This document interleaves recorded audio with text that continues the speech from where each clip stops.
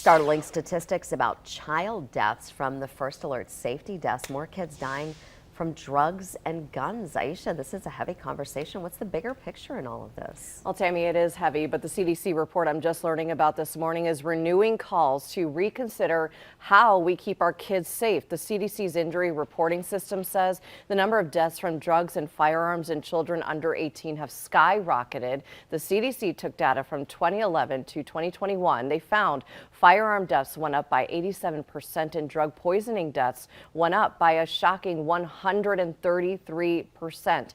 Injuries that did not lead to death also went up, with firearm injuries going up 113%. Drug poisoning injuries, that went up by 10%.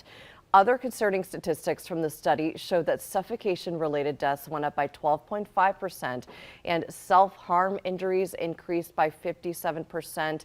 Lastly, injuries from motor vehicles, that one actually went down by 47%.